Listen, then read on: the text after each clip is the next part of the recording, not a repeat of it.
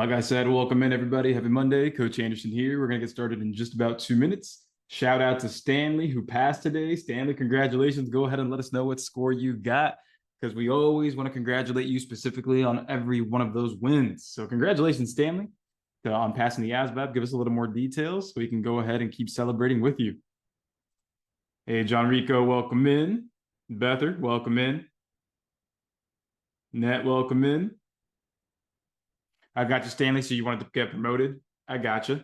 And that's a very common, that's a very common path. A lot of the times people, want to get enlisted, want to understand what it's like before they make that move for that promotion or that transition to another subfield. And hey, you're doing it the right way. You're making sure that tested the field out. You knew what you wanted to do. You went for it and you got it. So congratulations, Stanley.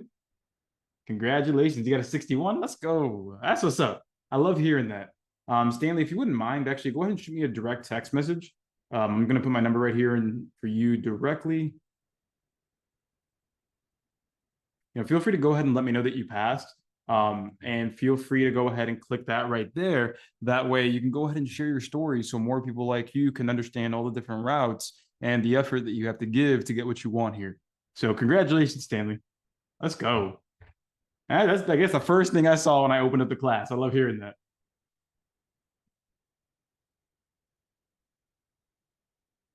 Hey, welcome in, Garcia. Kevin, welcome in for your first time. Kwaku, what's the GT score? So the GT score is the general technical. That's going to be made up of the arithmetic reasoning, word knowledge, and paragraph comprehension. So Kwaku, if you are going for a job that requires a certain GT score, typically it's between 110 and 117, sometimes slightly lower, slightly higher. But, once you know that you need to get a general technical score of a certain number, those are the only 3 subtests you have to focus on, assuming that you're already good and you pass the basic AFQT.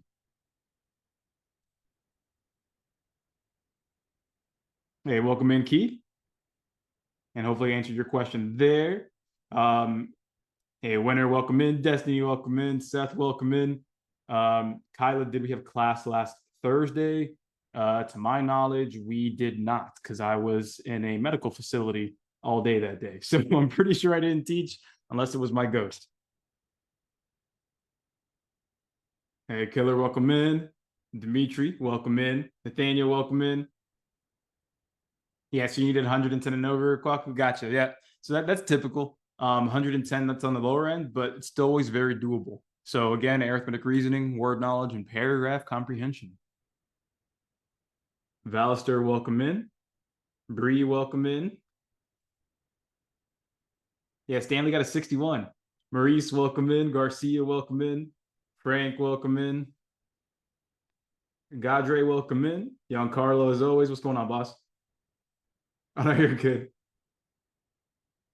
No, Kwaku. So the GT score, again, it's calculated by bringing those 3 scores together and doing a little bit of math with them. So you have to at least get that AFQT out of the way, and then everything else takes care of itself.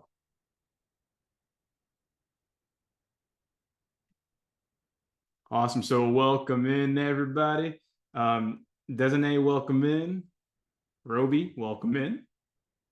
Same thing with you, Seth. Welcome in. So everybody go ahead and let me know if this is your first class. Go ahead and shout yourself out in the chat box. Zay, welcome in as well. My name is Coach Anderson. And as always, I want to thank every single person here for taking time out of their Mondays to try to learn something new and put themselves in a position to succeed.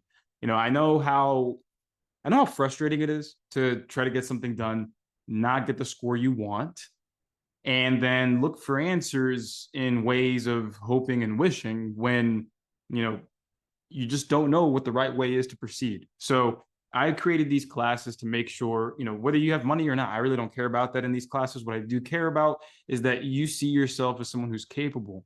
So no matter what score you've gotten in the past, I saw the comments of some folks saying that they may have gotten a 7 or a 17 or a failing score. Remember that no matter what score you have gotten, that's already in the past. We have the responsibility of moving forward, and that's just going to take a little bit of work. It's going to take a little bit of humility, understanding that we're going to get some problems wrong, but the goal here is to learn from those mistakes. So my party people, especially those of you who are here for the first time, I got to make sure you understand this.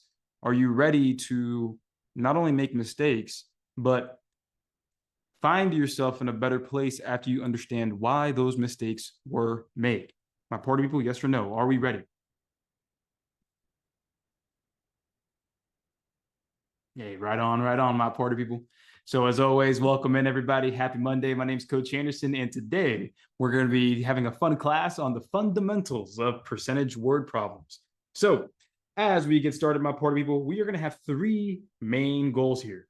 So number one, we're going to be learning the formula for basic percentages, and we're going to understand how it works. So when it comes to learning formulas, especially for those of you who have been to these classes before, is it enough to just memorize the formula, everybody? For those of you who have been in my classes before, is it enough to just memorize? That's a lot of no's. That's another no.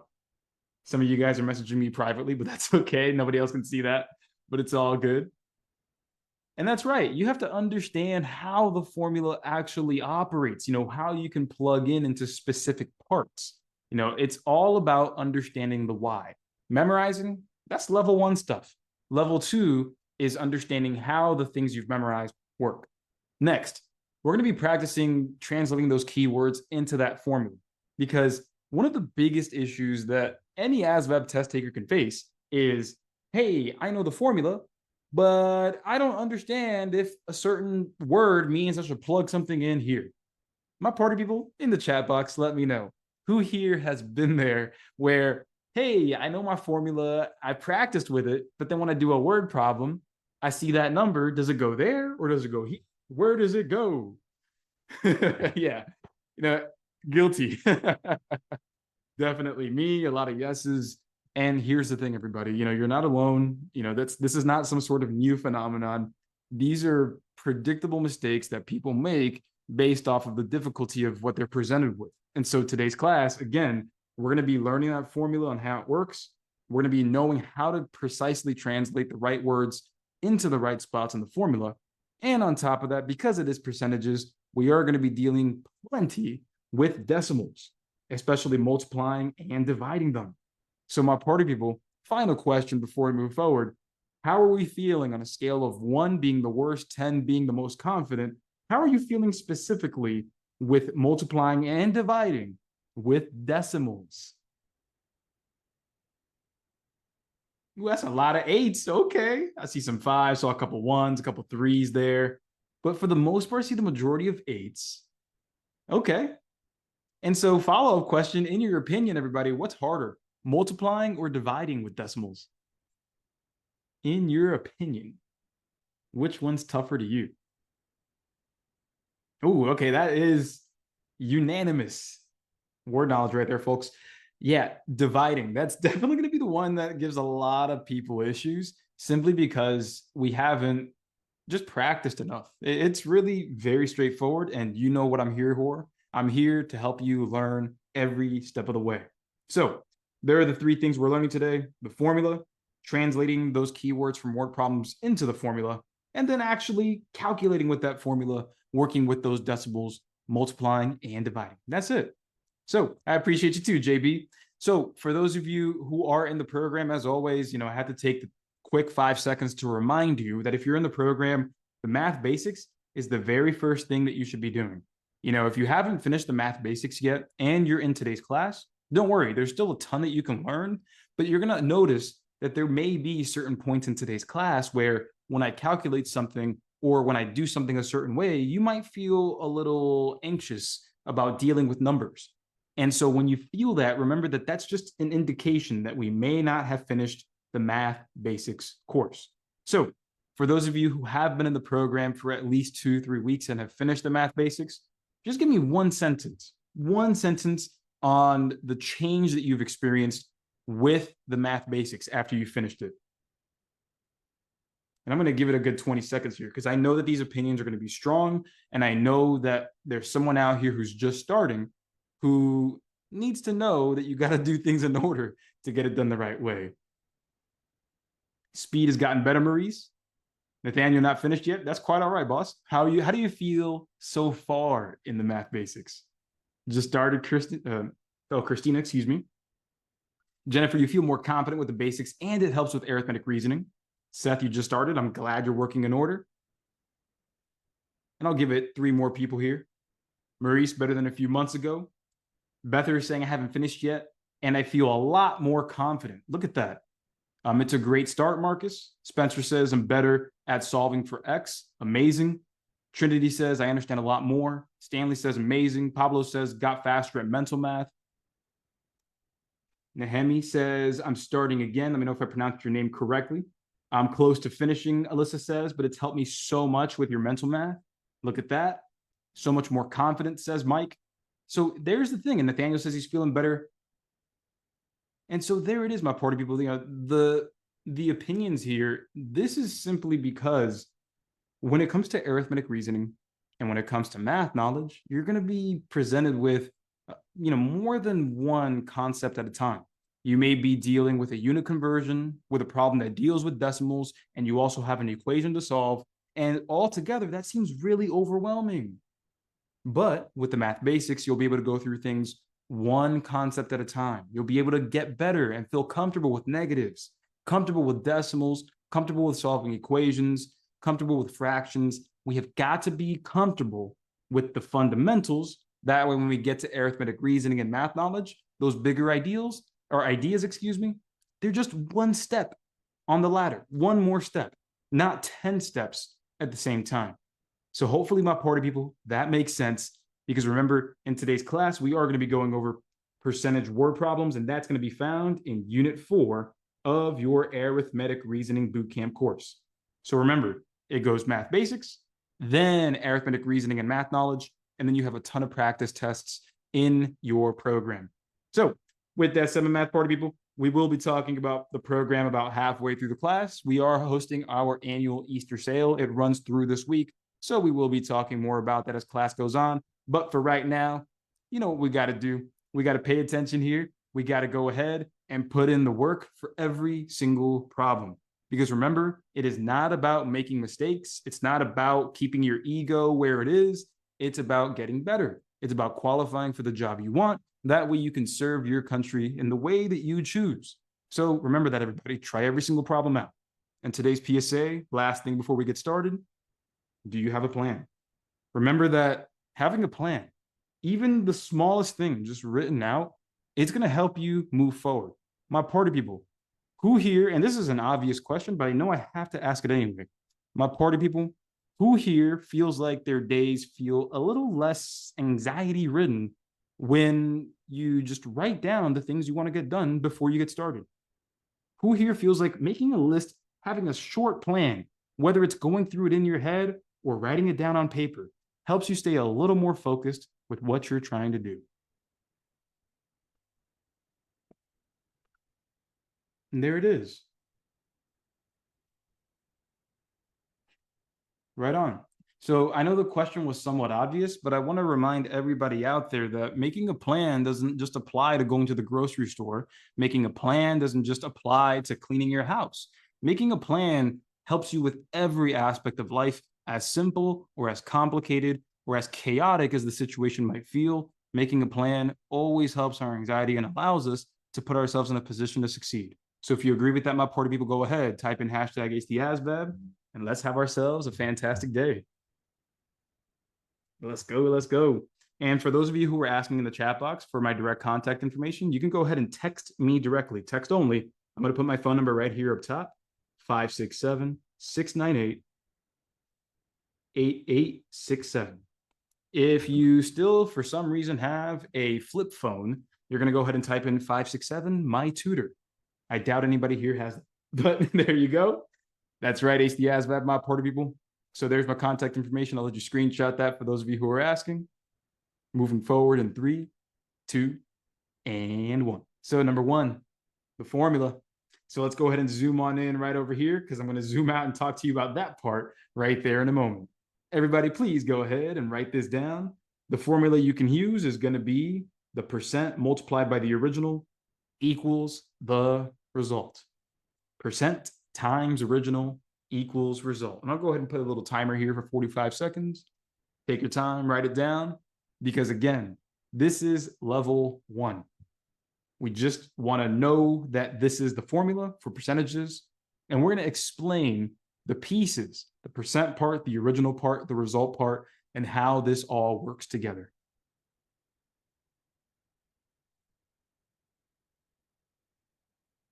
And once you have it written down, feel free to type ready in the chat box, and we'll move forward shortly.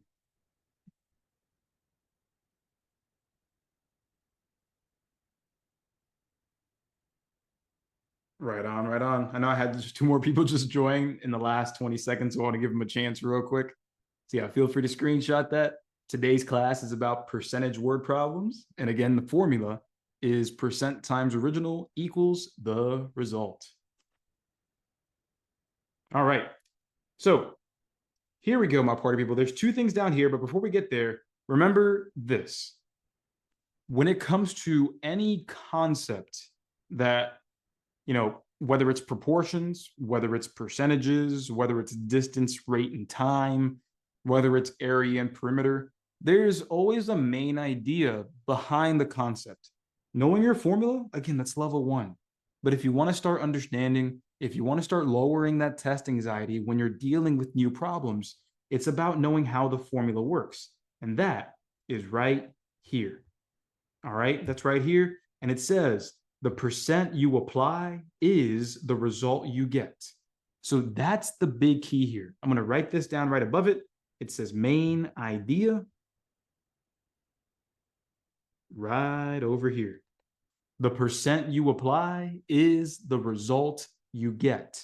This is this is the most important note you'll take all day, aside from the formula itself, because every single thing that we do, every problem that we solve, every time we set it up, we're going to refer to this statement right here. The percent you apply is the result that you get. Those 2 things are one in the same. And again, once you have that written down, tell me that you're ready by typing out the formula. I'm not going to show you the formula. Let me make sure you wrote that down. Type the formula out to let me know that you're ready to move on.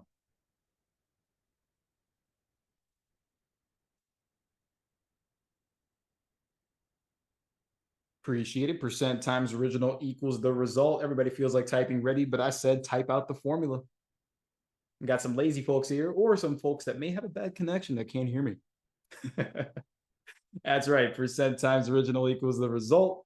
Yep. Every single person here, go ahead and type that out.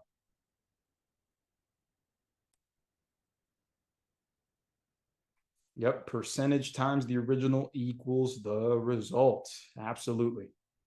So let's go ahead now and talk about some things that we know are true, but it always helps to hear this sort of thing. So, my party people, let's take a look at the formula again. Everybody, notice how the result is what you get when you multiply the percent and the original together. That's how you get the result. But everybody, are you always going to be finding the result in a problem, or is there a chance that they might have you look for the percent or the original value?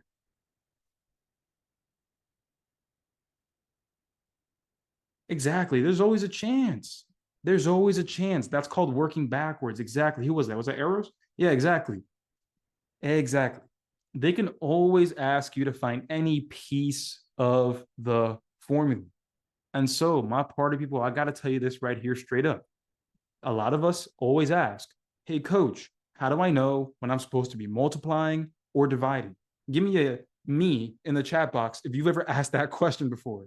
Coach, how do I know whether I'm supposed to be multiplying or dividing? Yeah, I know. I know. Everybody here is, we've asked that question before, especially when we're in that, refreshment phase, when we're just refreshing on the topic. So just take a look. To get the result, you multiply the percent and the original together. But take a look at this. If I'm trying to find, let's go ahead and say the original number. If I'm trying to get that by itself, notice that it's not even by itself. It's the percent multiplied by that right now. So if I want to get the original by itself, everybody, isn't it true that I would have to do the opposite of multiplying by the percent, which would be dividing by the percent? Yeah, exactly. And this is not anything that you have to write down. This is just a quick little hey, look at this. So my party people, again, we have got to make sure that we understand what piece of the puzzle we're looking for because that's going to tell us what we need to do to get there. And that's what this part right here is about. To work forward, hey, look, if you're trying to find the result, after the percentage is applied, if you're trying to find the result, then that's easy. That's forward. You're just multiplying the percent by the original number. Now, on the other hand, if you are already given the result, if that is given to you, and you're trying to find that original number or that percentage, well, you're working backwards and you're dividing. My party people, does that make intuitive sense? At face value, does that make sense? If you're trying to find the result, you're working forward. You're trying to find anything else, you're working backwards.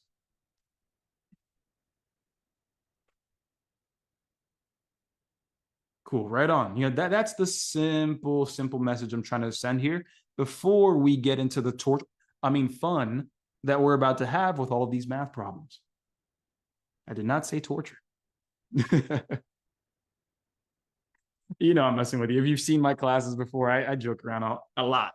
But that's because, a lot of us are anxious coming in. I'm just trying to help you relax those shoulders, because by the end of the class, we're going to be looking at ourselves like, wow, it really wasn't that hard. Just had to look at it a certain way and practice a little bit. And I feel a lot better about where I am. So with that, let's go ahead and zoom on out. Feel free to take a screenshot of all of this if you would like to.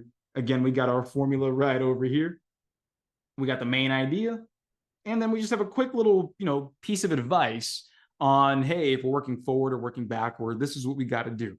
But I'm telling you, everything you need to know for percentages, right here, right there.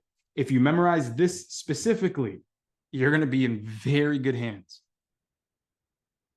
Yeah, Nathaniel, you want to screenshot the previous slide? I will give you 5 seconds here, my man. 5, 4, 3, 2, 1. Mississippi 0.54321. There you go. Give you an extra undisclosed amount of time. So there you go. Spencer, you got better dad jokes than I do. I got plenty, bud. I got plenty. So let's go ahead and have a quick refresher here. So let's refresh on calculating with percentages. So my party people, go ahead, blast it in the chat box, because I know a lot of y'all know this, but I know that there's a small faction of us that are really going to appreciate this refresher. My party people, what's the first thing we need to do when we are going to multiply by a percentage? What's the first thing we need to do? Yeah, I got you, Nathaniel. No problem, man. What's the first thing? Yeah, we have got to turn the percentage to a decimal. So this is going to be a quick 5 minutes here, but a very useful 5 minutes, because it's going to be the difference between making a mistake and not. So step one, we're going to go ahead, change the percent to a decimal. To a decimal. This is going to be step number one. So the way that you do that is, if we're talking about pure mathematics and trying to, talk like a mathematician, yes, I have a master's degree in mathematics and education, but I'm not going to talk to you like that. I want to give it to you very simple. When you're turning a percent to a decimal, the word percent, it just means out of 100. So technically, quote unquote, you're dividing by 100 to turn the percent to a decimal. The easy way that I like to talk about it is, hey, move that decimal place twice to the left. So right here, move the decimal twice to the left. That's the very straightforward way of putting it. Again, you can talk about it in the more technical way by saying dividing by 100, but dividing by 100 and moving the decimal place twice to the left, they are the exact same result, same thing. So my party people, yes or no, does that make sense? Here we would take that 20 and we spot that decimal right over here. And we would say 1, 2, boom, right there. And we would write out 0.2, 0.20, whichever way you want to put it. You don't need any extra zeros with decimals at the end. So you can just write 0.2, and that's that. My party people, does that make sense? Excellent. And then the next thing is, my party people, the word of, what does that translate to in mathematics? The word of translates to what?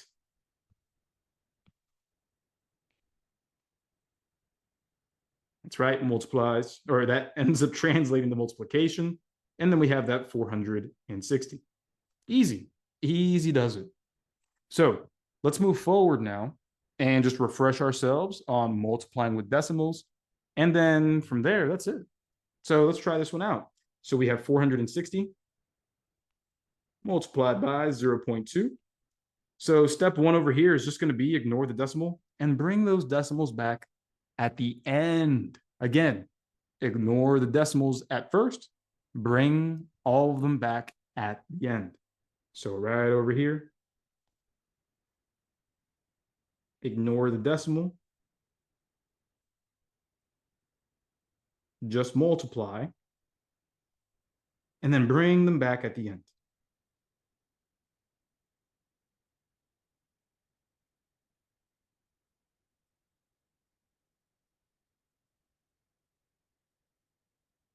And there we are.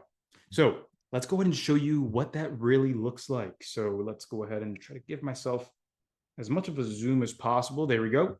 So here we go. We're just going to go ahead, again, multiply like normal. So what we'll have is 0 times 2, that's 0.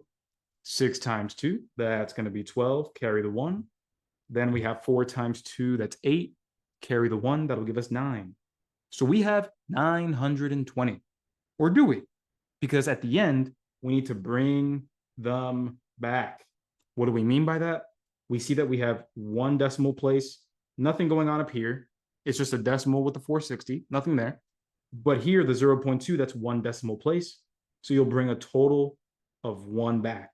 So your answer is actually going to be 92. My party people, do we see where I'm coming from with this?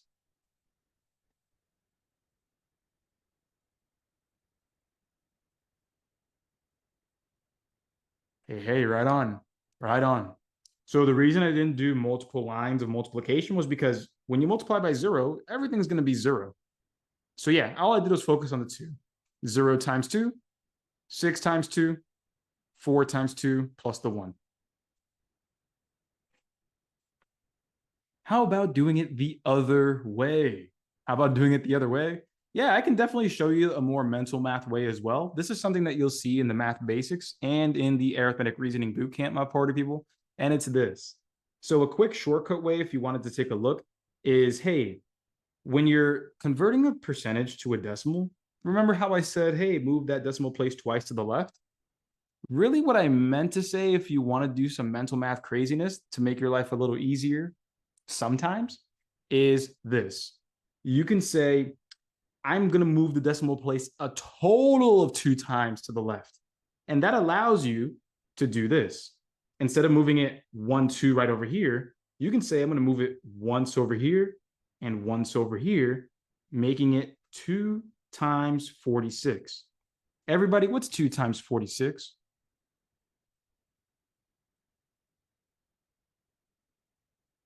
40 times 2 gives me 80, 6 times 2 gives me 12, and that's going to be, yeah, that's going to be 92. Is that the same answer that we got down here? Oh, look at that. So just a quick bit of mental math. There are 5 different ways you can do this with mental math, my party people, so I'm not going to take all the time in the world to explore all of that because today's more so about word problems. But for those of you who haven't had the chance to experience the program, this is something that you're going to be absolutely 100% confident in as long as you just follow the steps. So with that, I want to give you all a chance to do this one on your own. I want to give you a chance to try this one with the notes right here in your face. That way, again, it feels just a little less stressful. So let me go ahead and show the timer on the screen. And I'll go ahead and just do that so you can see the timer. And I'll give you a quick couple of seconds here to try this out. So I'll give you about a minute and a half, 90 seconds here. Please refrain from sharing your answer. Just go ahead and type ready when you're ready, and then we'll come together to work on this because there's a common mistake that people will make, and I want to make sure we hash out this mistake now as opposed to letting you make the mistake forever.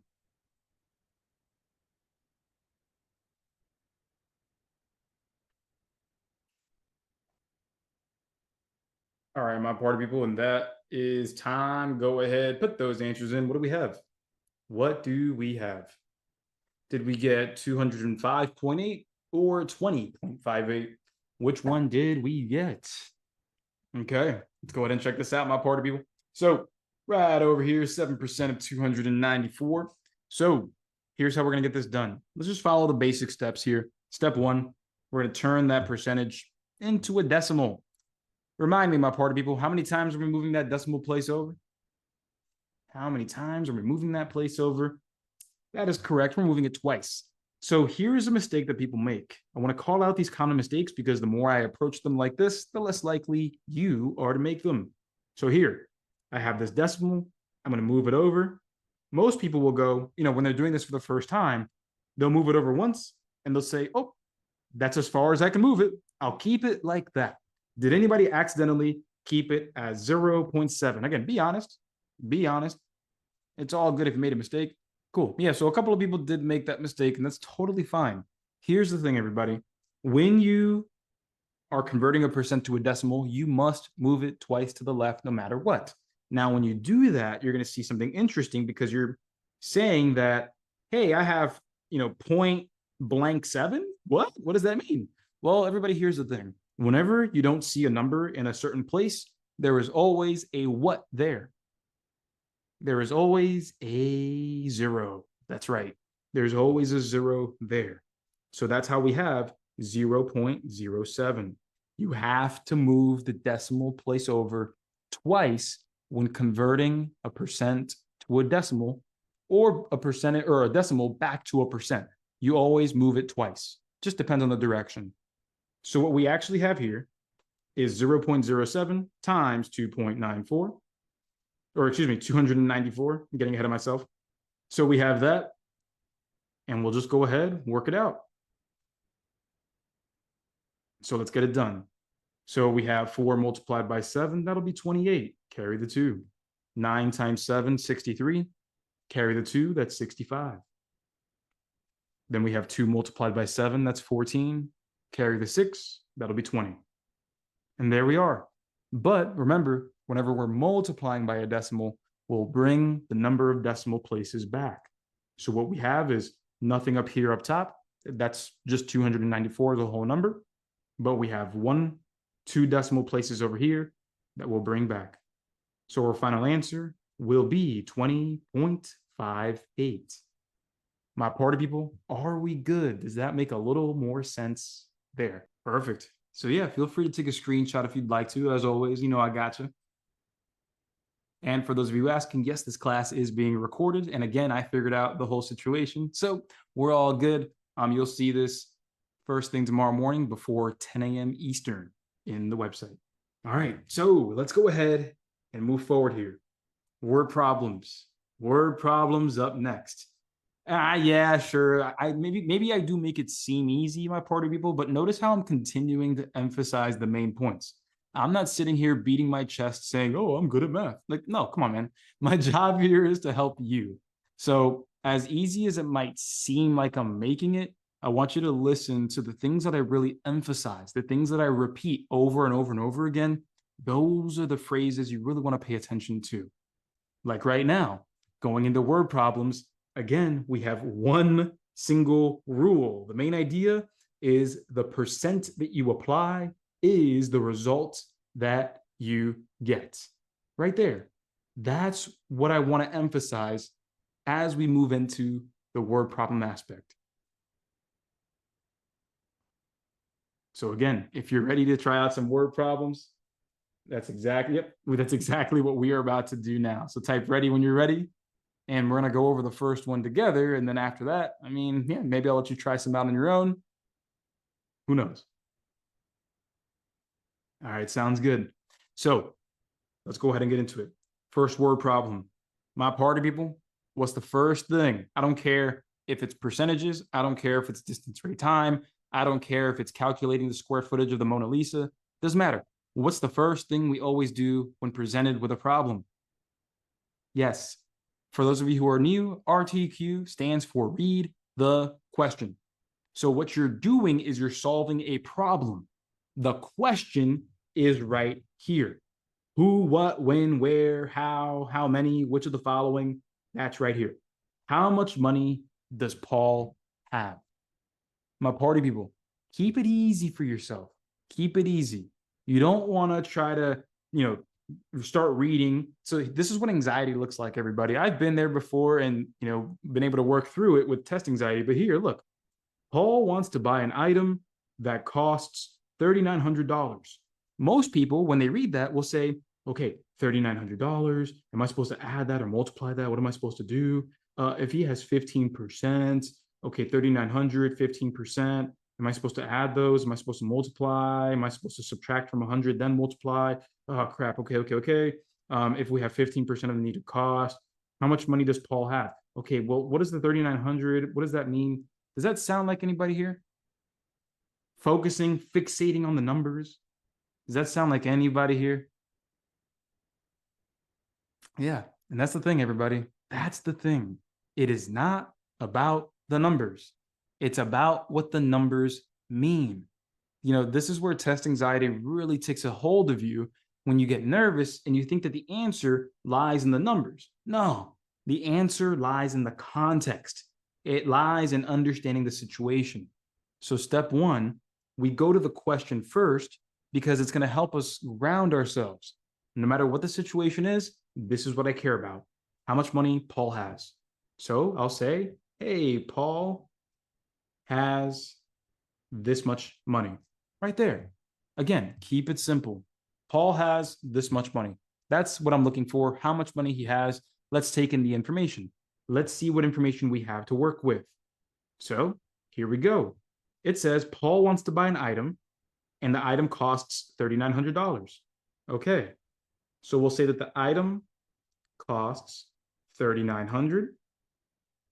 And then we see, pretty interestingly, that Paul has 15% of what he needs. So we can say that Paul has 15% of the $3,900. Everyone, is everything that I've written down, is it factual? Is it true based on the story that we're telling here? Is everything that I've written down true? Excellent. Okay, so we're good to go because we're trying to find the amount of money that Paul has. We also know the percentage of the money that Paul has. Who remembers right over here, a year ago when I told you that the percent that you apply is the result that you get? Oh, wait, that was 20 seconds ago. Yeah, the percent and the result, they are connected. If I am to go ahead here, everybody, let me make this a little smaller. If I am to go ahead and set up my equation, again, the percent times the original equals the result, this is how it works. We see that the percent, 15%, that's what Paul has. I can put that right there. If I plug in the percent that Paul has, the result is the amount that Paul has. My party people, again, one more time. If we are going to plug in the percent that Paul has, what we're going to receive is the amount that Paul has. Yes or no? Did that make sense? That hits you right there in the forehead. Good. Oh, welcome in, iPhone. Just want to take a quick pause here. Welcome in, iPhone. Hey, just wanted to drop by and say thank you. I watched your YouTube videos requested to me by my recruiter a couple of weeks ago, and I passed my ASVAB 2 weeks ago. Let's go. Congratulations, iPhone. I wish I knew your name instead of calling you iPhone, but hey, you know what it is. iPhone, congratulations. Congratulations. If you wouldn't mind, I want to know who your recruiter is because I want to shout them out as well. If you would go ahead and text me directly, I just put my phone number right there in the reply to you in the chat box. Please take a moment to go ahead and reach out to us. Just introduce yourself because I would love to congratulate you by name. And I would love to know your recruiter's information to thank them for looking out for students like you. Please and thank you. Congratulations. You deserve every single bit of success. Right on. That's 2 people already. I love it. I love it. You wish you would have had a recruiter like that. Well, in a perfect world, right? But, the recruitment process, it is what you make of it.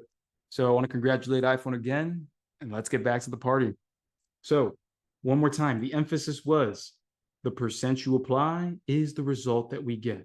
So if we were to plug in 15% times, everybody, how much did the original, how much did that item originally cost? Hey, right on iPhone, I read that. Yeah, an iPhone. That's because not many people are good at the math part. So when someone does do well in it, your score blows up because, again, it's a percentile-based test. You know, you're being graded how you do comparatively, not just your raw score. So we could talk more about that in another class or YouTube video, but let's get back to it here. Yep, that's 3,900. That was the original amount. And so the result that we get, again, is going to be the amount that Paul has. So let's go ahead and do some math here. Everybody write the equation. After I convert that percentage to a decimal, what's it going to look like here? After I convert the percent to a decimal, what does it look like? What times what? Yep, 0.15 multiplied by 3,900. That is correct. And so we'll solve that. Another way to write it if you wanted to could have been 15 multiplied by 39 if you felt like moving the decimal on the 3,900 instead. Either way, it's up to you. But let's go ahead and work this out and move on forward. 3,900 multiplied by 0.15, 0 times 5, 0 times 5, 9 times 5 is 45, 3 times 5 is 15, carry the 4 is 19.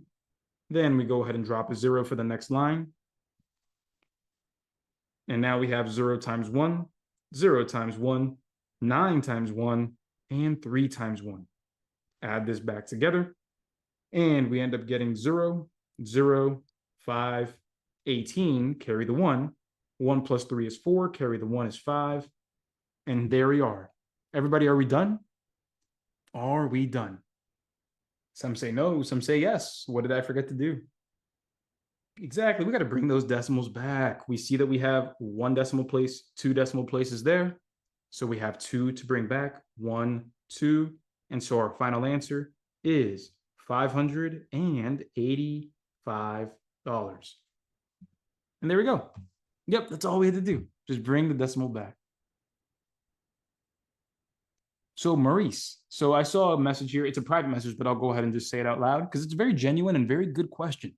So it says, hey, coach, I thought, wherever, let me scroll back up. So I thought since you're dealing with percentages, you would subtract 100 from 15, or in your case, 15 from 100. Not quite. Remember, the percent that we apply is the result that we get. Remember that we're looking for how much money Paul has. The percentage that represents how much money Paul has, right here. Paul has 15%. So there is no work needed from us. We know the percent that's going to represent what we want. It's right there, 15%. So notice we didn't have to do any work. We want how much money Paul has, and we know the percent that he has. So all we had to do was plug in that 15%, and the rest is history, and we're good. But that's a very good question, Maurice, because in a couple of problems, we'll tell you how many exactly. In a couple of questions, you're going to see exactly how that's going to come full circle, and you'll see the difference between this one and that one. And Christina, right over here, in terms of carrying, when it's an overflow, when it's more than 10, when it's 10 or more, the result, you have to carry at least a 1. If it's, the answer is 22, well, you carry a 2. If it's 32, carry a 3, and so forth. I know you're good, Maurice. And we have another question here privately. It says, hey, how did you get the 3,900? I still don't understand the addition part. I understand everything else, though. So right over here, this was multiplication, actually. And the 3,900 comes from right here. The original price of the item, 3,900. Remember, it's percent times the original. And the original price of that item was 3,900. So that's where that came from. So hopefully that makes a little more sense. Let me know in the chat box. But are we ready to try the next one on our own? Ooh, okay. So here's what I'll do. I'll give you a chance to try this on your own. And remember, when it comes to these live classes, of course, you're going to feel a little nervous when you try to do a question that you haven't seen yet on your own. But remember that the goal here is to expose how we do in the moment. Are you able to manage those emotions? Are you able to keep calm? Are you able to focus on reading the question first and strategizing in that way? Let's go ahead and see how well we can do, because we're going to go ahead and get better. So the timer is getting set up right now. I'm going to put it up right there. You're going to have 2.5 minutes for this question. I am not forcing you to finish the problem in that time span. I just want to see how well you can do in that time span. Here we go, my party people. Let's see where we are. And I don't think I have to say this, but I will say it anyway. Remember, please, please, please do not share your answer until the time is up. I'll count you down. For now, when you're ready, just type ready in the chat box.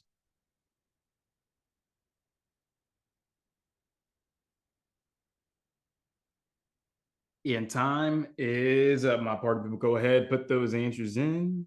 What do we have? Go ahead. Okay, a lot of us are saying B at the moment. Okay. All right, sounds good. Let's go ahead and check it out. So let's go ahead and get that timer out of the way. And let's see what we got. So here we are. First things first, we're going to read that question, my party people. Go straight to the question. We're not going to read the problem from start to finish. We are simply going to go straight to the question to understand what the goal of this is. So it says, how many pieces are currently in place? Okay, sounds good. So I'm going to write out my answer, pretending I know what the number is. I'm going to say blank pieces are in place. Right there. So blank pieces are in place. Okay, cool. There we go. Next step, we're going to go ahead and take a look at the information that we have, and we're going to try to build a connection between what we have and what we're trying to get to. So as we read from the beginning, you're using domino pieces to make art and have successfully positioned 73% of the pieces. So let's go ahead and just highlight that here. Successfully positioned 73% of the pieces. So we'll say 73% of the pieces are in place. So here's a very good question that we want to ask ourselves, everybody. So far, are these two things the same thing? Blank pieces in place, 73% of pieces are in place. Like, is this what we're talking about when we say the percent and the result represent the same thing? Is this what we're talking about right here? Do these two things represent the same idea? Eros says yes. Michael says yes. Zay says Tess. And then we have a lot more folks now more confident in saying yes. So let me help you. No, I got you. See, I'm just messing around with you. So let's go ahead and just reinforce why that is true. Remember, the percent and the result, they represent the same thing. The percent is quite literally a percent. The result is the actual amount. So this could be 1,000 pieces. This could be 1,500 pieces. Who knows? But here's what I'm talking about when I say that they represent the same thing. Pay attention. They both represent the pieces that are in place. Right there. That's the key. Knowing that those two things, and oh my God, that highlight is horrible for that. Let's go ahead and try to use a better highlighter here. Yeah, it's a little better. But yeah, right there, I hope you see what I'm saying. Both of these values or numbers, they both represent the pieces that are in place. One of them is a percentage. The other one is just an actual number. But do you see, everybody, yes or no, that this is, again, representing the same idea, the pieces that are in place?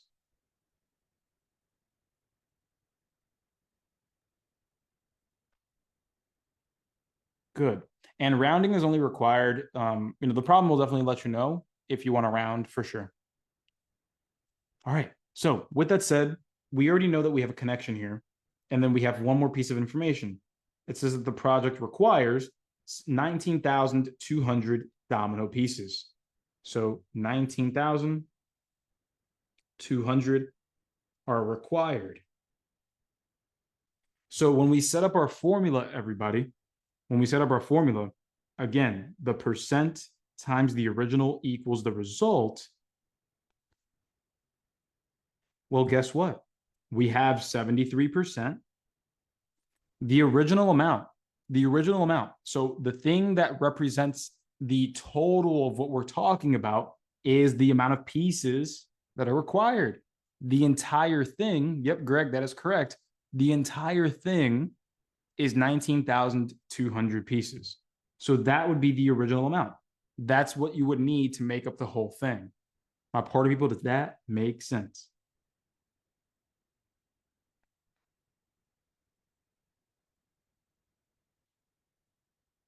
Now let me take this and then just move it down just a little bit. There we go. Perfect. And here we are, equals the result, which would be, again, the amount that are in position. All right, so here we go.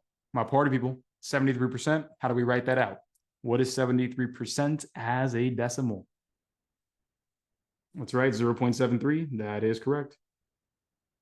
0.73 multiplied by 19,200 equals the result. Let's go ahead and just do the math right over here on the side. I'll do it right here. Multiplied by 73.73, excuse me. And here we go. So 0 multiplied by 3, that's going to be 0. 0 times 3 is 0. 2 times 3 is 6. 9 times 3 is 27. 1 times 3 is 3. Carry the 2, and that's 5. Next, we'll drop a 0 because we're now dealing with the next place value. 0 times 7 is 0. 0 times 7 is 0. 2 times 7 is 14. Then we have 9 times 7, that's 63. Carry the 1, that's going to be 64. And then we have 1 multiplied by 7 is 7. Carry the 6, and that'll be 13. And so we have all this here. And now we're just going to go ahead and add. And we have 0, 0, 6, 7 plus 4 is 11. 5 plus 4 is 9. Carry the 1 is 10. 4 and 1. Everyone, how many decimal places are we bringing back? That's right. Just bringing 2 of those decimal places back. There we go. 1, 2. So 1, 2. So our final answer is 14,016 pieces that are in place. And there we go. Boom.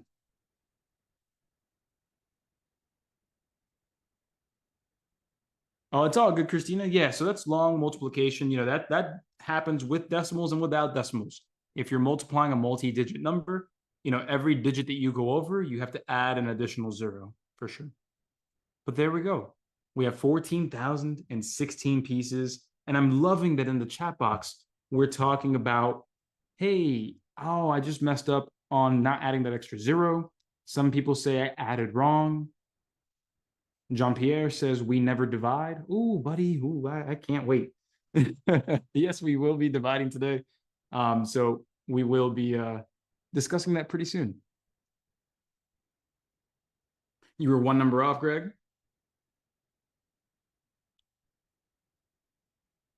I got you. And trustworthy, you said you got that right. Awesome.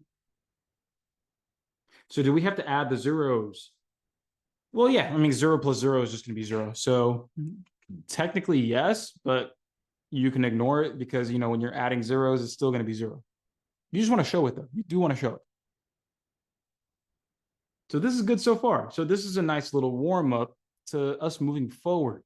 Now, is anybody curious about working backwards and potentially dividing by a decimal? Christina, warm-up.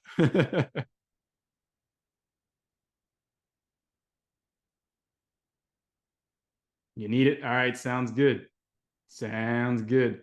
And yes, so for those of you asking, yes, proportion questions and percentage questions can be solved as a proportion. I won't do that in today's class. You know, we do a class like that at least every other month. But today we're just going to focus on, again, the word problem aspect to it. So I want to go ahead and move forward here and give you guys another set of time, another set of 2.5 minutes. So let me get that right there on the screen. Booyah. Let's go and try another one out. Let's see if you understand, again, just how to set the formula up. Here we go.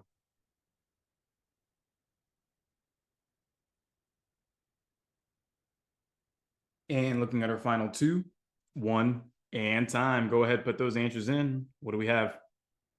Okay, a lot of us are saying B here. Sounds good. Let's go ahead and give it a shot. Let's see what we have. So even if we were confused, I always want you to just give an answer, because remember, on the actual ASVAB, you're not going to be penalized for taking a guess. If it's right, it's right. If it's wrong, it's wrong. But here, when we're practicing, the goal is to learn from those mistakes and make sure we can fill in those gaps in our confidence. But remember, when we're actually taking the test, feel free. Put out the answer. You got it. And if you don't know it, just guess and move forward. Here we go. So first things first, we want to go ahead and go straight to the question here. And it says, how many miles does Jeffrey have left to run? Okay. How many miles does Jeffrey have left to run? So my party people, what makes this different from the first two questions that we tried out? In your opinion, what would you say makes the difference between here and the previous question? Some people are saying division. But yeah, let's not focus on the operations. Let's focus on the context here. The context is, we're looking at how many Jeffrey has left. How many Jeffrey has left. So I'm going to show you two ways of solving this that are both going to get you the same exact answer. All right. They're going to get you the same exact answer. So number one, what I'm going to show you is this. I want to know again how many miles Jeffrey has left. Okay. So I'm going to say miles left equals blank. Okay, cool. So when we take everything that we have, we see that Jeffrey wants to run a total of 14,700 miles. Okay. So I'll go ahead and say total, which would be the original. Again, what we're trying to get to, that entire amount, the 100%, is 14,700. And then we see that so far, Jeffrey has run 74% of the goal. Okay. Has run 74% of the goal. Okay, so before I show you both of these methods, both of these ways to calculate this, first things first is this right here. Remember, everybody, or actually, let me challenge you. Type out in the chat box the main idea for the percentage formula. Again, percent times original equals the result. But what was that main idea that I had you write down? Again, this is where we are really going to hammer in these ideas, and your confidence is about to explode. So give me the main idea to percentage word problems or using that formula. What did I say?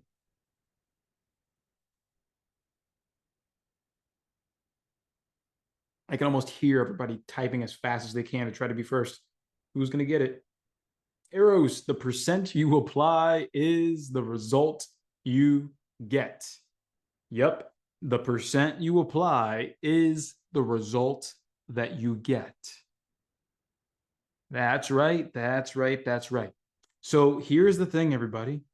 If we're trying to find the miles that are left, do you think it's a good idea to use the percentage of the miles that he's run? Again, we're looking for the miles left. Do you think it's a good idea to use the percent that represents the miles that we've run? Notice that those two things are not the same thing. The miles that you have left and the miles that you've completed are not the same thing. They're not. And that's how you can tell. Very quickly, that's how you can tell. Should I use this percent to try to find my answer? And here, the answer, unfortunately, is no. But let's pretend that we did it anyway. Let's pretend that, hey, I think I'm going to do it right. Whatever, let's try it out. So here we go. So percent times original equals the result. And again, I'm going to show you how even if we mess up, as long as we know what the numbers mean, you're still in a great position to succeed. Watch this. I'm going to accidentally use that 74%. The entire run that we're trying to accomplish, again, it's a total of 14,700 miles. And then the result, well, that's what we're going to get once we do this. So everybody, is it correct if I write it like this? 0.74 multiplied by 14,700? That's the right way, right? Cool. Sounds good. So we can move right along there. So allow me to now perform the multiplication and show you what happens even if we do this the wrong way. Again, this is the miles complete. That's the percentage of miles completed. So we will get the number of miles completed when we solve this. So here we go. We'll do the 14,700. Multiply that by 74 hundredths or 0.74, whichever way you want to say it. And we have 0 times 4, 0 times 4, 7 times 4 is 28. 4 times 4 is 16, carry the 2 is 18. Then 1 times 4 is 4, carry the 1, that's 5. We'll go ahead and place a 0 here for the next place value. 0 times 7, 0 times 7, 7 times 7 is 49. Then 4 times 7 is 28. Carry the 4 is 32. And then we have 1 times 7 is 7. Carry the 3 is 10. Add this all back up together. And what we have is 0, 0, 8. 8 plus 9 is 17. 5 plus 2 is 7. Carry the 1 is 8. 0, and then 1. How many decimal places are we moving back, everybody? Yep, that's 2. 1, 2, 1, 2. So we see here that when we process all of this, we get an answer of 10,878. Did anybody get that number as their final answer and was confused when it wasn't there in the answer choices? Yeah, the reason that you were confused as to why it wasn't there is because, again, the percent that you applied represented the miles complete. So the value that you get is the miles complete. It has to be. So this means that we're not done. If we're trying to find how many miles are left, all we need to do is subtract, because we know the total number of miles, 14,700. We know how many miles we've gotten done. And if we subtract, we'll see how many miles we have left. I see a lot of those light bulb moments there in the chat box. This is what I live for. So boom, let's go ahead and do that here. So we're going to say 14,700. Again, the total number of miles. We're going to subtract the 10,878 because this is the miles that we've completed. And then when we subtract, what we're going to receive is the number of miles remaining. Now, if you're thinking this is a long way of doing this problem, trust me, I understand. And I'm going to show you a much faster way of doing this. But here, we're going to say, wait, 0 minus 8 can't do that. So let's borrow. And that'll be a 9. This will be a 10. So once we do all that borrowing, I know it looks a little confusing, but we end up having 10 right here. 10 minus 8, that's going to be 2. Let me write that in red. Then we have 9 minus 7. That's 2. Then we have 6 minus 8. Can't do that. So we'll borrow again, making that 16. 16 minus 8 is 8. 3 minus 0 is 3. And then 1 minus 1, that cancels out. So we have 3,822 remaining miles. And that's why B is the answer. And there we go. So although it was long, although it was a long drawn out solution, my part of people doesn't make sense how we got there. We needed to get the remaining miles, and that percentage that was given wasn't the percentage of remaining miles. It was the percentage of completed miles. The borrowing numbers when subtracting messed you up. Hey, Micah, that's that math basics right there. We got to get back to that. And we got the 14,700 from the problem. It tells us right here. We want to run a total of 14,700 right there. Okay, so here's what I want to do, everybody. I'm going to copy this, and I'm going to just make a new page real quick. So that way we can go ahead. Perfecto. All right. So let me just make sure. Yep. Made a copy. All right, good. So let me go ahead here and show you a much, and I mean much, faster way of doing this. I got you, my party people. I'm going to blow your mind here, especially if this is your first class. So I'm going to delete all of this. Just going to delete all that right there. Again, I have it all right here. It's in the previous page. So we'll come back to this. We'll take a screenshot if you want to. But now here's what we're going to do. What I'm going to do is, if I want to find the number of miles left,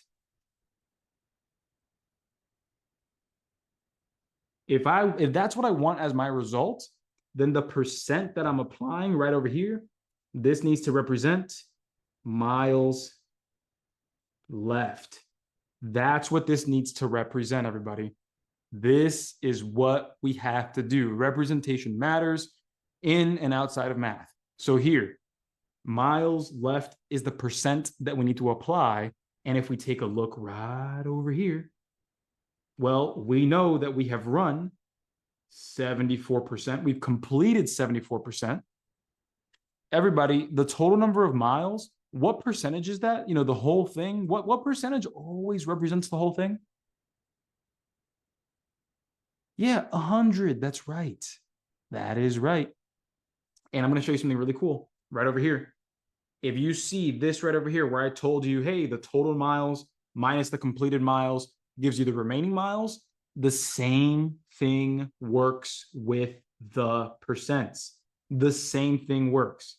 If I say that we have 100%, again, that's the total, and we subtract 74%, which is what we've completed, we will get what is left. And 100 minus 74, that's 26%. That is what remains. That's the number of miles that you have left. So when you're thinking about that main idea, the percent that you apply is the result that you get. Boom, that's where everything comes into place here. We're good. We're applying 26% because that's the miles left. That's the percentage of miles left, excuse me. And when we multiply by that 14,700, look at this magic happen. Watch this. 14,700 multiplied by 0.26. Here we go. Let me zoom on in a little bit. So we'll have 0 times 6, 0 times 6, 7 times 6, that'll be 42. 4 times 6, that's going to be 24. Carry the 4, that's 28. 1 times 6 is 6. Carry the 2, that'll be 8. Then we bring down a 0 because now we're dealing with the next place value. 0 times 2, 0 times 2, 7 times 2 is 14, carry the 1. 4 times 2 is 8, carry the 1 is 9. And then 1 times 2 is 2. Add all this back together, and here's what we get. 0, 0, 2, 8 plus 4 is 12, carry the 1. 8 plus 9 is 17, carry the 1, that's 18. And then 1 plus 2 is 3. We bring back 2 decimal places, 1, 2, 1, 2, and there's our final answer. 3,822 miles left.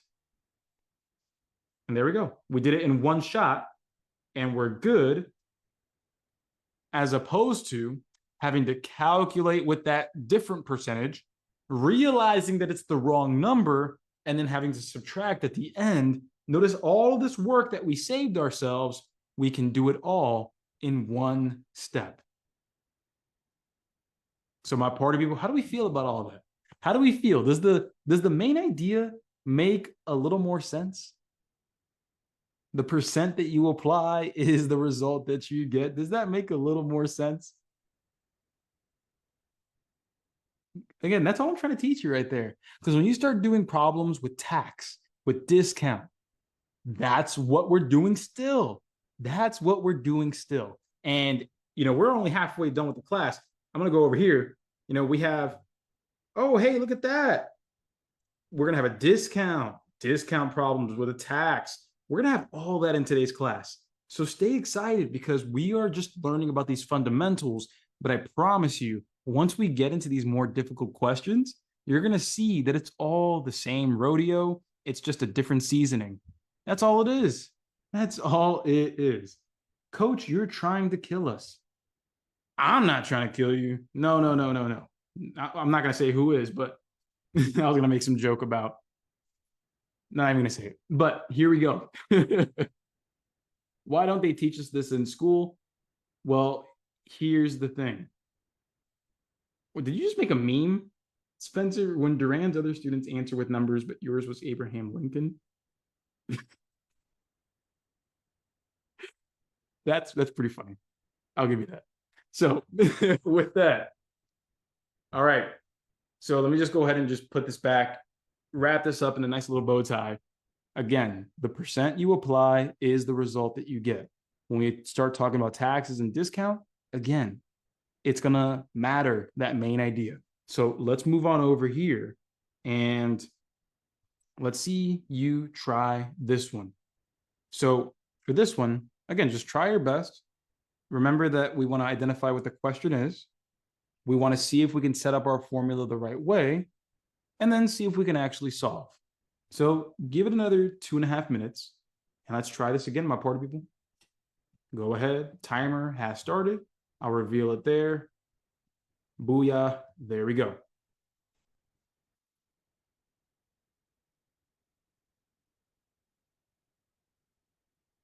And time is up, my math party people. What do we have? What do we have?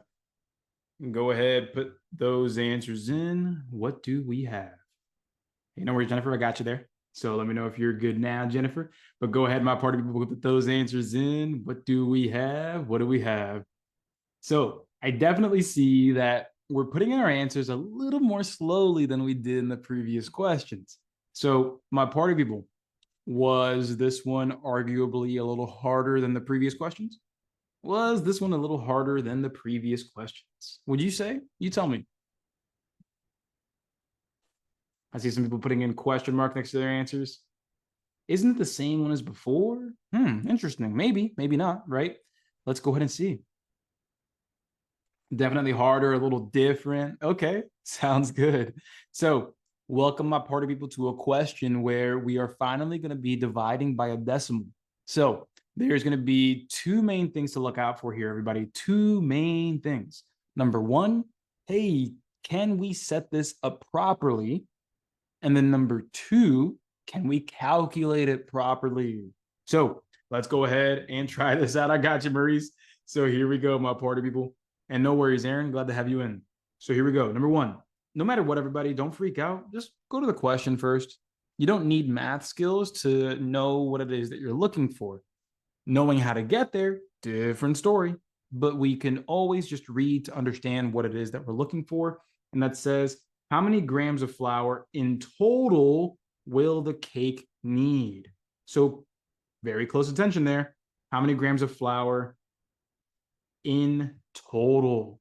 So I would say blank grams of total flour.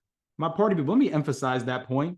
Is it true that the problem is asking us, hey, how many grams of flour in total? Yeah, I'm not crazy, right? That says total, right? Let me zoom in a little more. If I could zoom in even more, if I could print this out, go to your home and shove this in your face, I would absolutely do that. But here's the thing, everybody, all jokes aside, we must make sure that we read the question carefully, because if you misinterpret what you're supposed to be looking for, everything else that you do after that will lead you down the wrong path. So that's really what it's about, everybody. We have got to know what we're looking for. So it says again, how many grams of flour in total will the cake need? I wrote that down. Let's now write out the rest of the information. So here, Ashley is baking a cake and has used this many grams of flour, which is only 43% of the required amount. Ooh, look at that. What did they give us? So let's go ahead and highlight that and write it down. So over here, let me use blue. Yeah, cool. I'll use blue. So Ashley is baking a cake. She's used this many grams, and that is only 43% of the required amount. Okay, so I actually have two things that represent the same thing. We see that Ashley used 5,117 grams, And we see that she has used, because again, that is 43% of the amount that she needs. So look at that. These two things represent the same thing. Look at that. Look at that. So let's see if we can set this up. But first of all, my question really is, do you know what it is that we're looking for? Because we're dealing with a percentage question. But everybody, are we looking for the percent? Are we looking for the original? Or are we looking for the result? Which one of those are we looking for here? Which one of these are we looking for? Yeah, look at that. We're divided here in the chat box. No pun intended. We are looking for the original. We're looking for the original value. Because remember, everybody, the original, I'm going to write this over here. The original represents 100%. The original represents 100%. Take a look at all the previous problems that we've done. So if we're talking about, this problem with Jeffrey, you want to run a total of 14,700. That's the original. That's the original right there. If we go back to the previous one after that, the domino pieces, we see that the project requires this many domino pieces. That's the original amount. That's the 100%. The complete project is 100% of the pieces. So I want to make sure that you understand that, especially here, how many total grams of flour will we need? That's the entire thing. What percent or what amount is the 100% representing? The entire cake. My party people, does that make a little more sense as to why this right here, looking for the total amount of flour, that is the original amount that we are looking for. Excellent. Again, everybody, remember, mistakes are going to happen. You can never expect yourself to know everything. You have got to come in with the mindset of, hey, look, we're going to make mistakes on paper and in our minds, but the goal here is to reshape those mistakes into proper thoughts, into proper ideas. That way I can go ahead and apply this when the time comes and know that I'm doing it correctly. So here, total flour, that represents the original or 100%. Now, look at what else we have. Notice that we have, hey, we used this amount. We used this percent. Everybody, is it possible for us to set up the formula where the percent and the result represent the same thing? Is that possible with the information that we have? Do we have a percent and an amount that represent the same thing? Yes, we do. Yes, we absolutely do. Absolutely. So what that means, everybody, is we can plug in the percent that we've used, plug in the amount that we used as the result, and use that to find the original. Hey, I appreciate you, Zay. Again, it's all about making sure you can communicate the ideas effectively within your own mind. So hopefully how I'm talking about it helps you better talk about it. So what we'll do is we'll go ahead and write out those numbers here.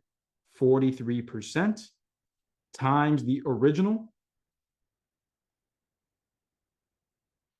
equals the result, which is going to be the 5,117 grams. And there we are. So then the question is, Coach, how do you know when you're supposed to multiply or divide? Well, when you look at the previous questions, we were looking for that result, and so we just have to multiply these two things together. Now, a little different. Now it's a little different because we have 0.43 multiplied by the original, and that's going to equal 5,117. Everybody, is the original already by itself, or do we have to do something to get rid of what's around it?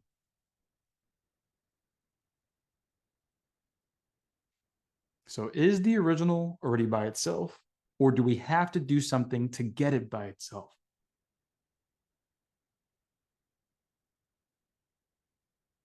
That's right. It's not by itself. We have to get rid of what's around it. Absolutely. And remember, solving equations, that's the art of working backwards. And so when we take a look here, we're multiplying by that 0.43. Well, we got to get rid of that 0.43. And so that means that we'll divide both sides by the 0.43.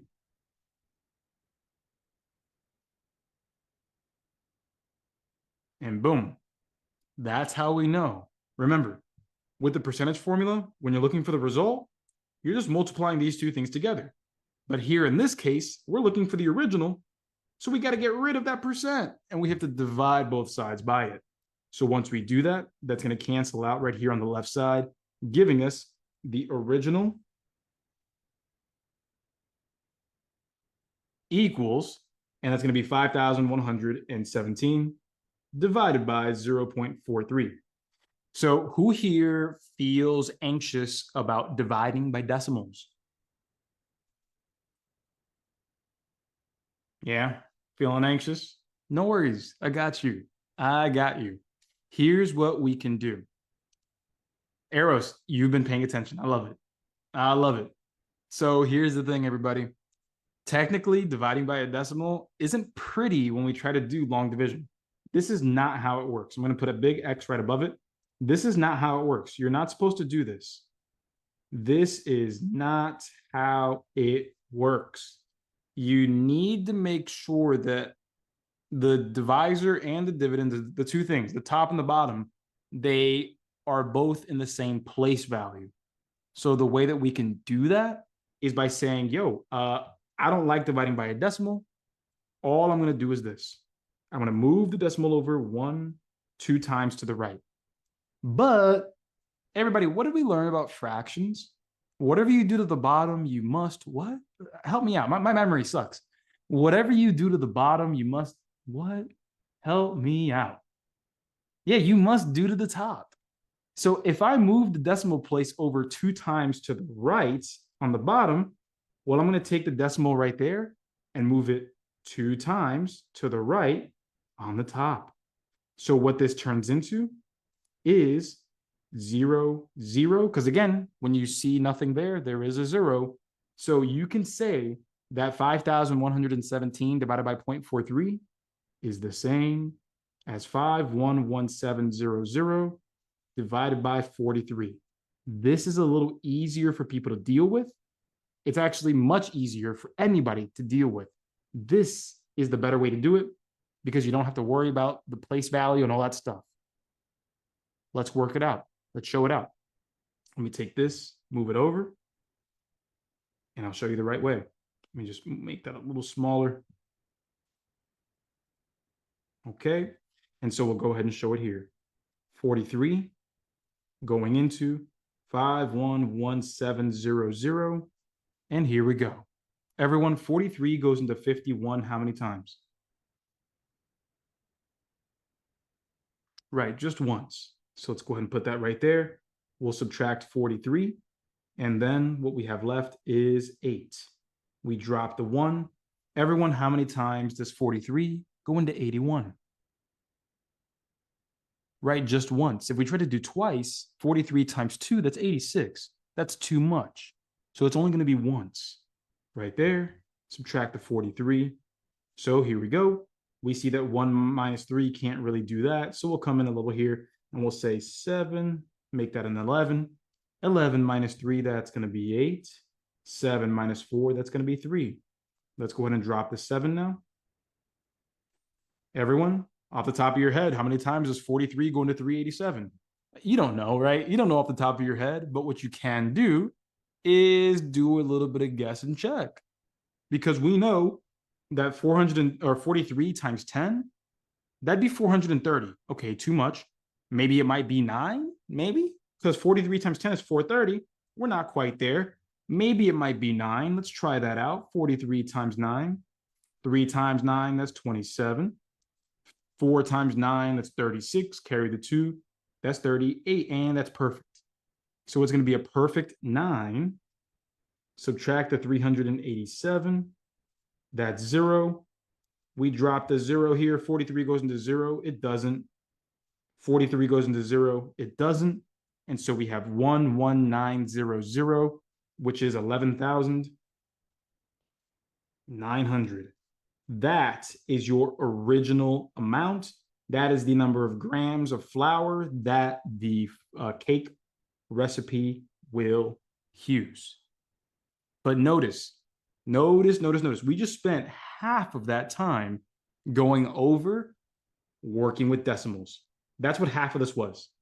Half of this was just working with decimals. So let me ask this question first. My party people, number one, did we understand that what we were looking for was the original? That's my first question. That's my first question. Did we understand that trying to find the total amount of flour that we're going to use is the original amount? Number one, right there. Yes or no?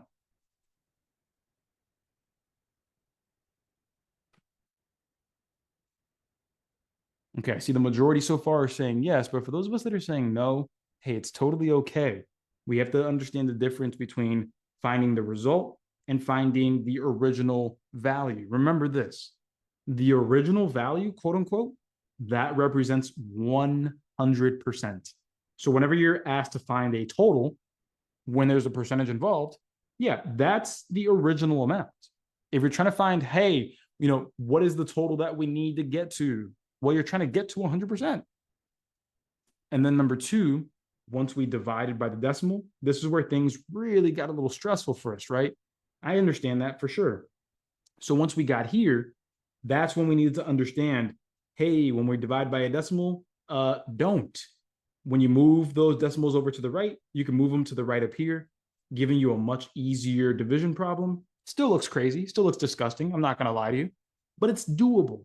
And once we did it, we had to use our knowledge of long division, and we got what we got.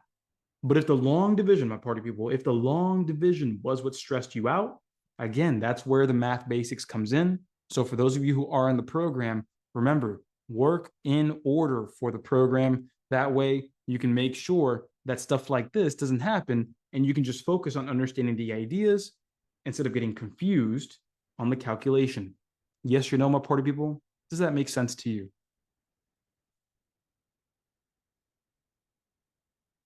Right on, Zay. I'm glad. I really am. Right on, right on.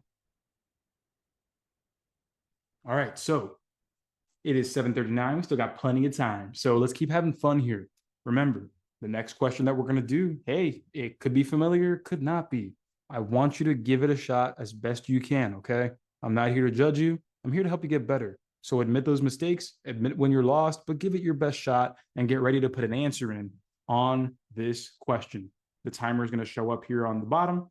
And here we go. 3, 2, and 1, my party people. Let's party.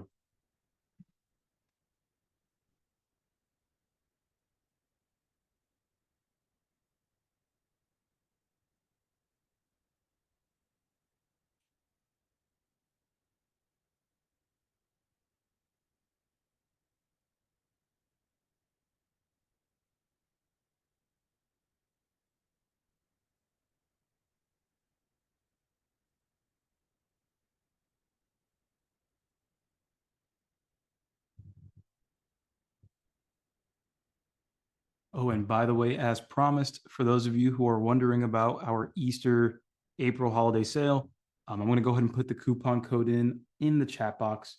Here's the program link.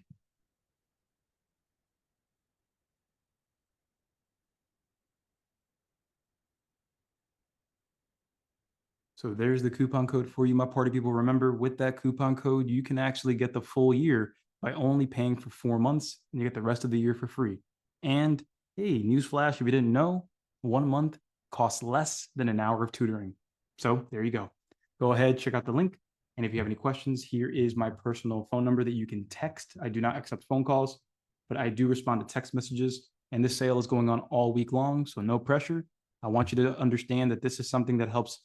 This has helped over 2,500 of my students get the scores and jobs they wanted, and I want you to do the same. So take your time, check it out, And if you have any questions, let me know.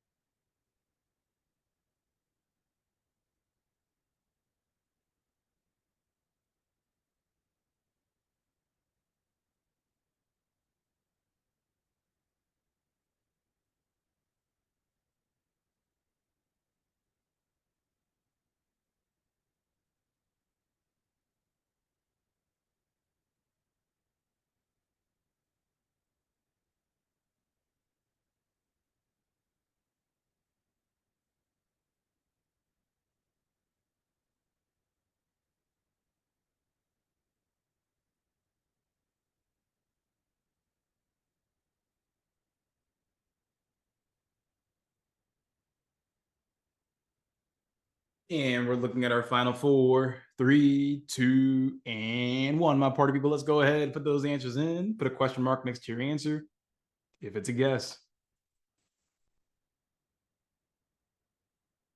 Hey, put a question mark next to it. Take a guess. It's all good. It's all good. Remember, I'm not here to judge you.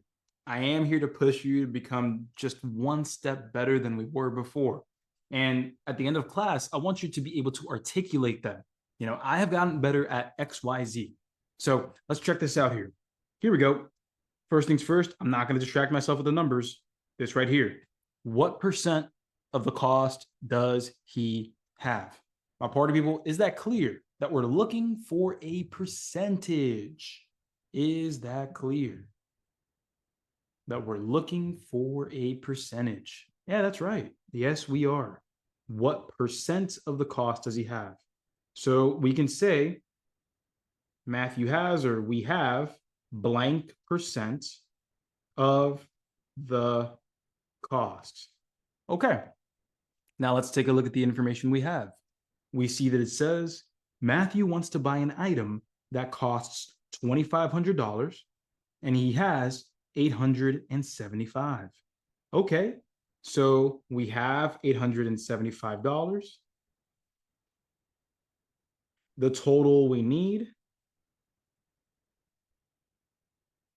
is the $2,500.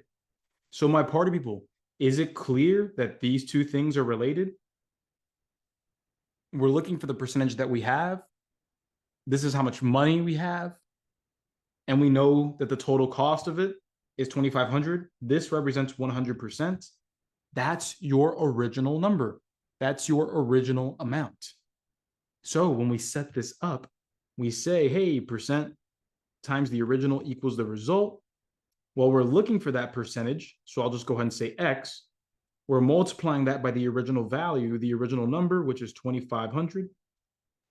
And we understand that the percent that we apply, which is the percent of the cost that we have, represents the result we get, which is the amount of money that we have. And that is 875. We can proudly put that in there. And this is the equation that we're solving. Who here was able to get to this part representing the formula?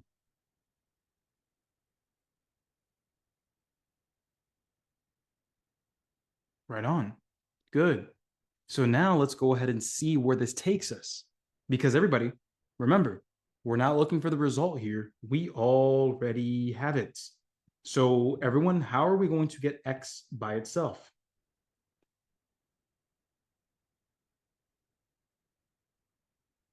Yeah, we're going to work backwards. We're going to divide. We're going to divide.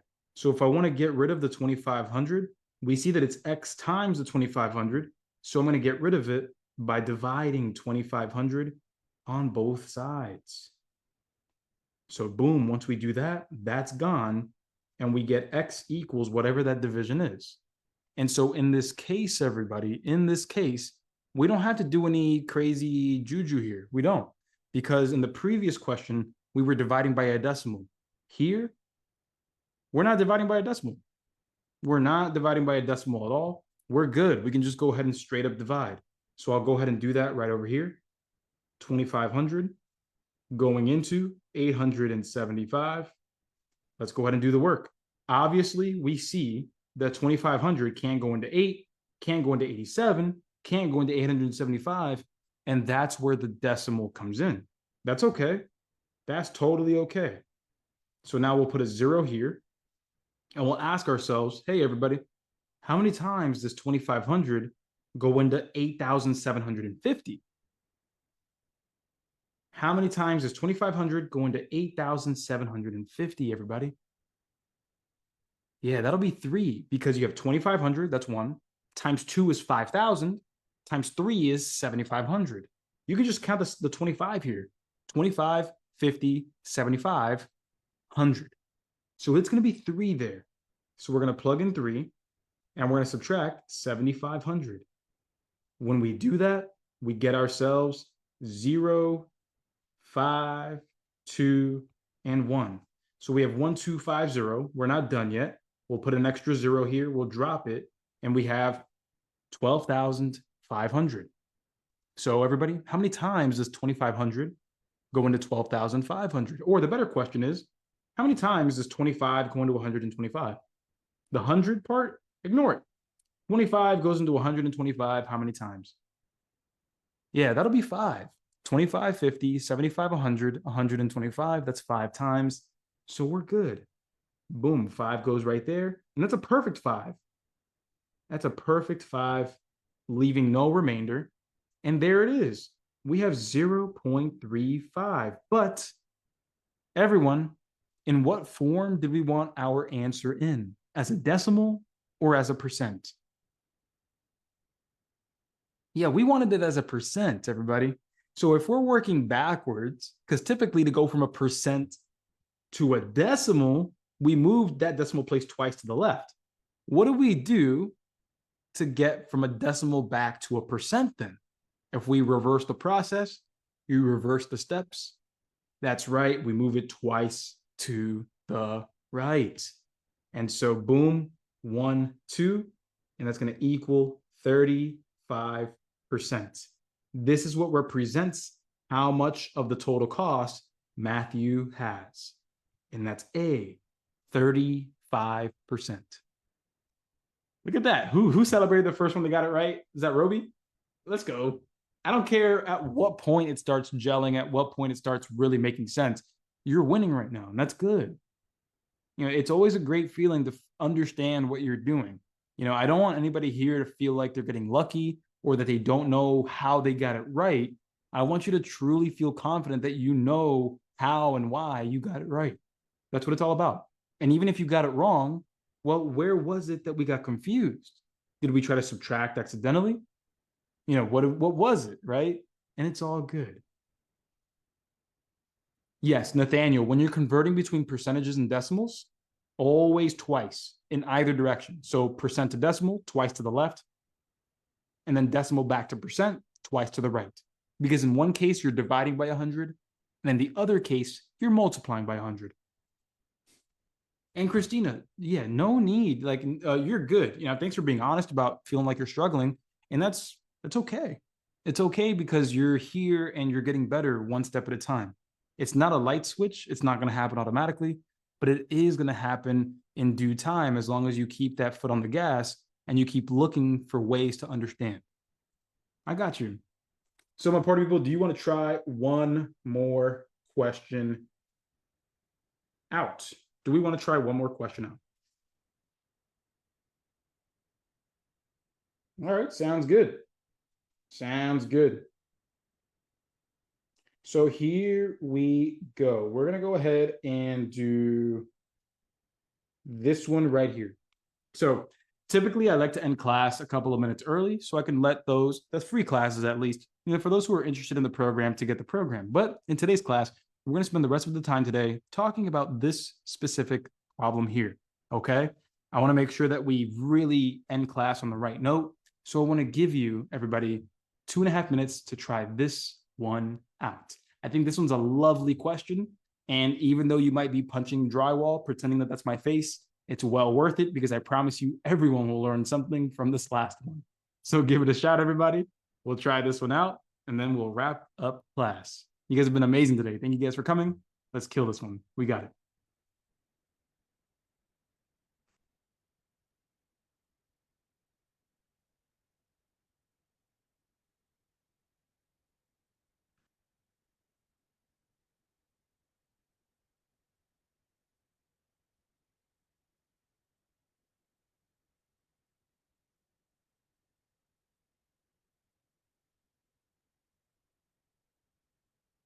And 2, 1, and time. All right, let's go ahead and solve this one, my party people. And remember, if you are interested in the program, just stay a few minutes after class. I'll go ahead and show you how it works. And also, for those of you, I'll show you Unit 4 of the Arithmetic Reasoning Bootcamp, so you can continue getting practice after class for those of you who are in the program. But for now, let's go ahead and crush this one. Let's have ourselves a great evening. Here we go. Get that timer out of the way. And let's take a look at, arguably, this is one of the brand new question types that I've developed. And you can see an update at the end of this week, probably end of this week, beginning of next, with another set of 1,500 practice questions for percentage word problems, all of them coming with step-by-step solutions. So here we go. So first things first, I don't care how much you're reading, right? All the previous questions we were reading had a ton, well, not really, didn't have any wording, right? It was like 1 line, 2 lines, but here we have 5. So let's go ahead and check this out. So first things first, what is the total price Sarah will pay for both the couch and the coffee table combined? So a little bit of redundancy saying both and then combined, but I am not an English teacher. So here we go. I'm kidding. So here we go. What's the total price we'll pay for the couch and coffee table? So everyone, you might be thinking, oh, I saw the word total, so I'm looking for original. Did anybody here think that? Did anybody here say, I see the word total, we must be looking for original?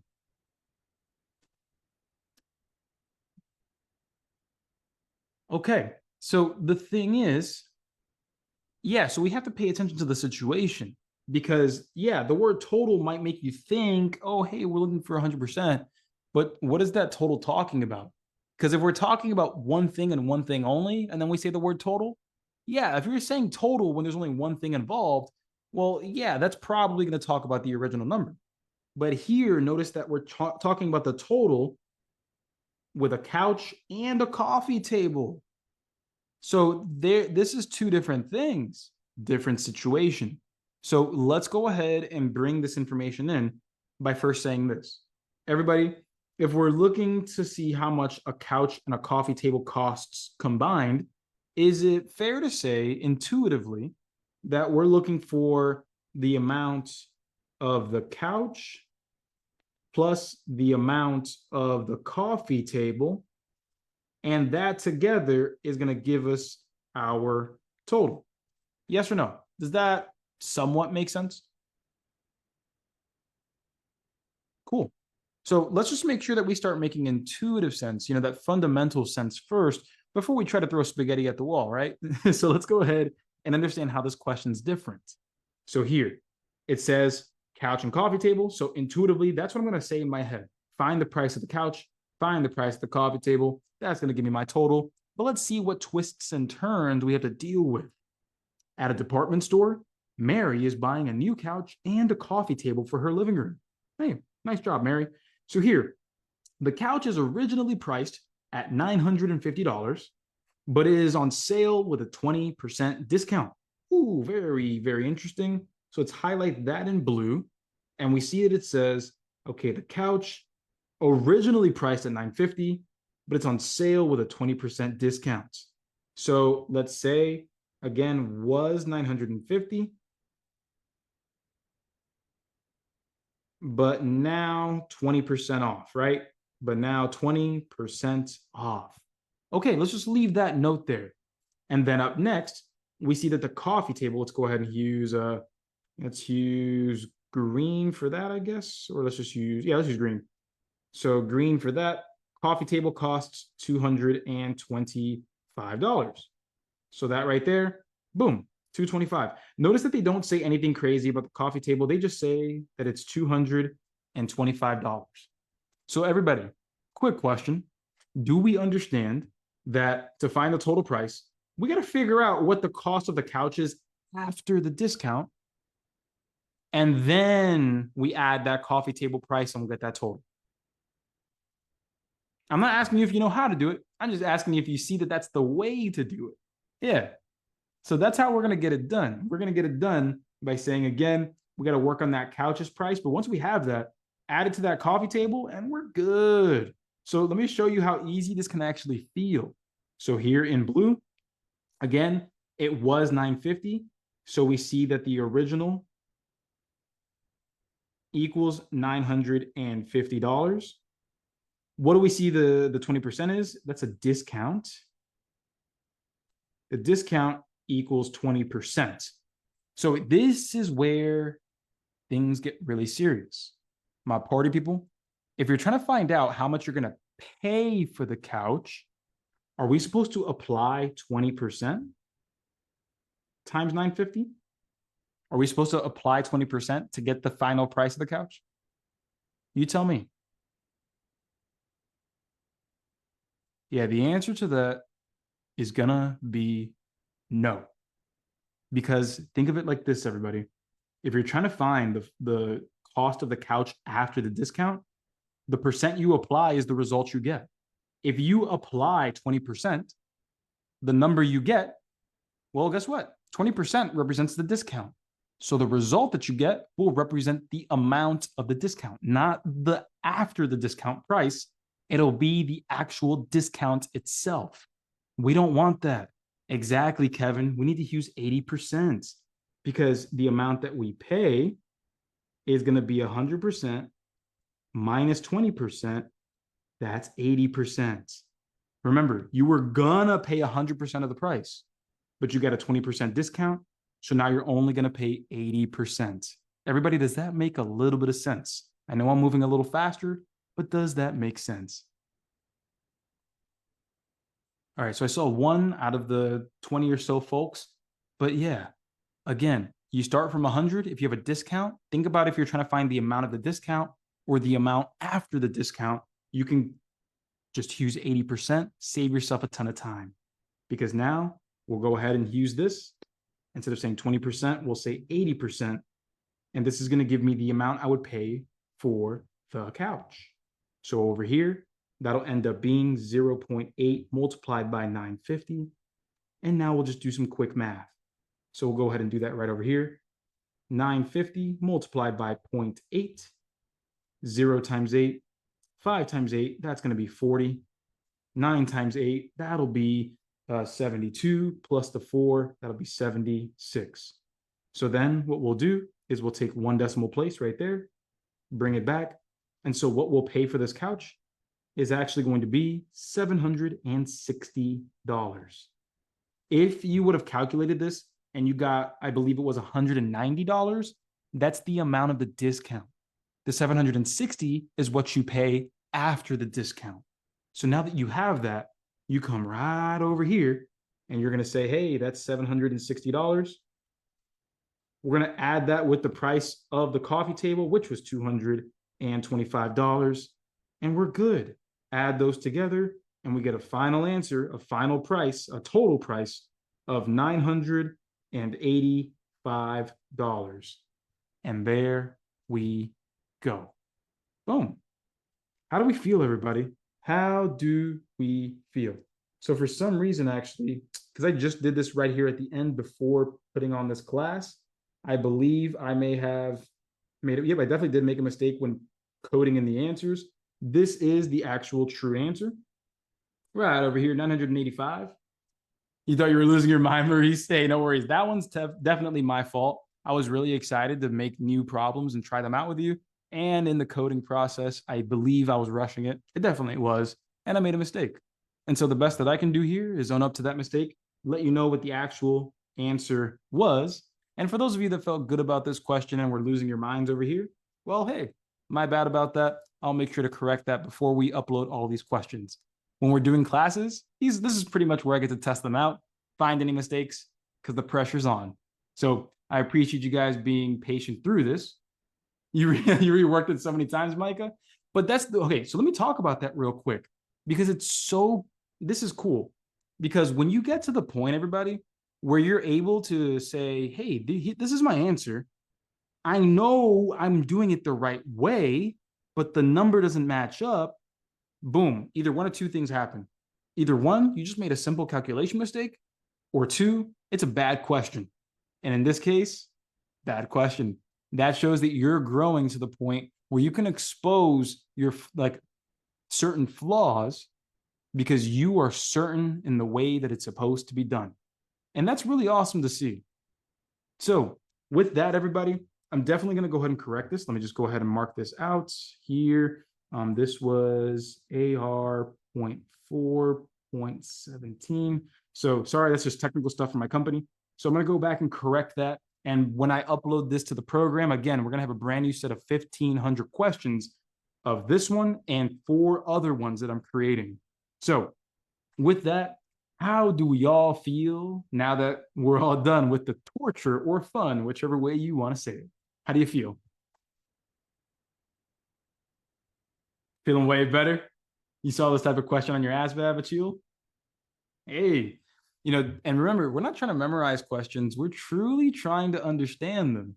We want to make sure that from problem to problem, we can pick apart those keywords, we can set up those formulas, and we can calculate quickly and confidently. If we can get there, we are good.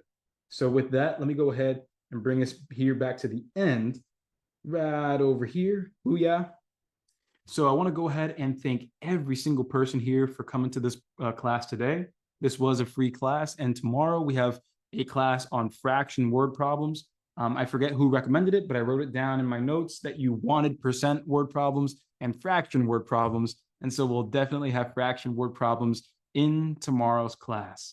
Micah, yes, the April schedule has been updated. It is on the site live, and it's also in the ASVAB class recording list too.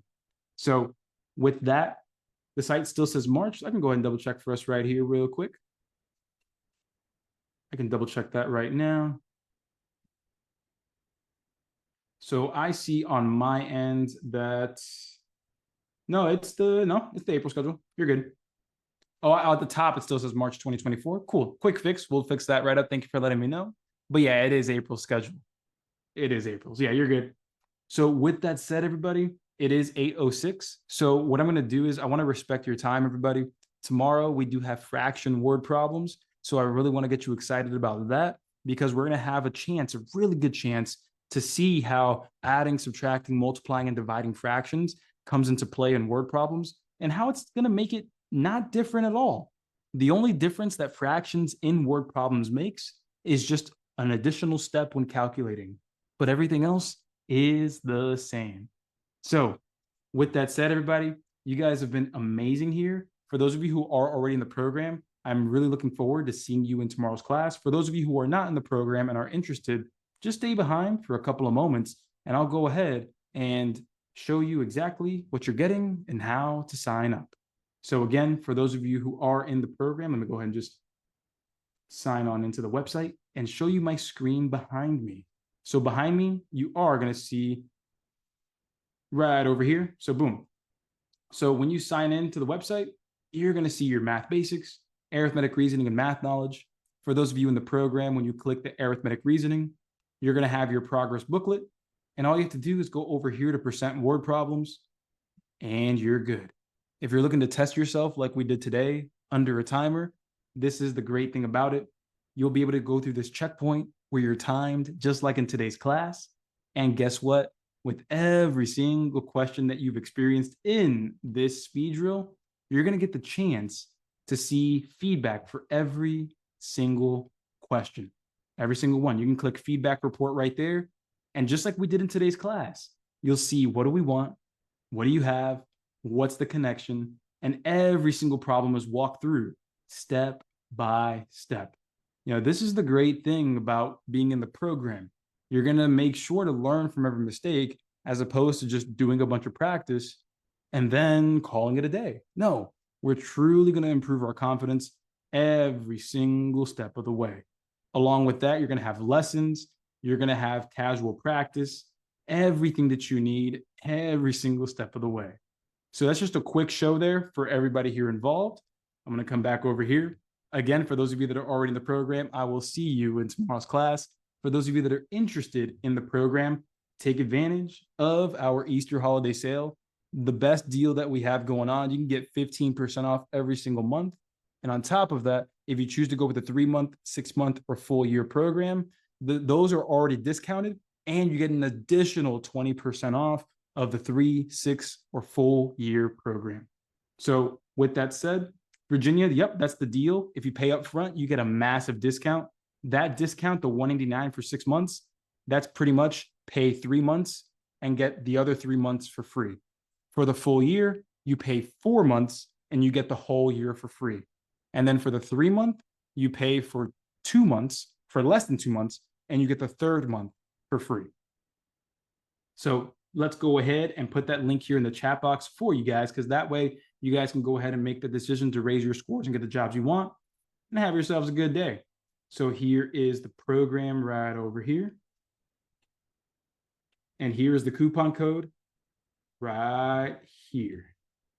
Again, it is all caps, Easter. Just make sure to put that when you're on the payment screen. And right after you're done, boom, you get to see the program checklist. You'll see exactly how to get started, all of your study guides, all the material, all the classes, everything is there for you. So let me go ahead and just skip right over to this. Again, you'll get access to all the courses you need. So these classes are just a piece of that pie. Everything else that you get in the program, that's actually the bulk of what you need to do. The math basics course, arithmetic reasoning, math knowledge, every bit of your progress is tracked. You get progress reports on a weekly basis. And if you have any questions, you can always reach out to me. I've got your back every single step of the way until you pass. So with that said, everybody, there's the link again, right over there. Hey, right on, Virginia. I'm glad you're considering joining. And remember, this is not just about you. It's about the financial security that you're going to incur, being able to support your family, serving your country in a way that means a lot to you because you're going for the score that you want, for the job that you want, so that way you can be proud of what you do every single day. So there it is again, everybody. There's the link. Boom. I want to respect your time and my own because I know I did go over by 10 minutes. So if you have any questions, kindly go ahead and text me directly at 567-698-8867. There's my phone number right there in the chat box. Save that, shoot me a text, introduce yourself, and I want to make sure that I'm with you every single step of the way. So again, everybody, thank you for joining tonight's class. Laura, thank you for joining, you as well, Virginia, and everybody else, from me to you. Let's ace the ASVAB and let's do our thing, everybody. If you have any questions, you know how to reach out. I got y'all. I'll see you in tomorrow's class. And again, let's ace the ASVAB.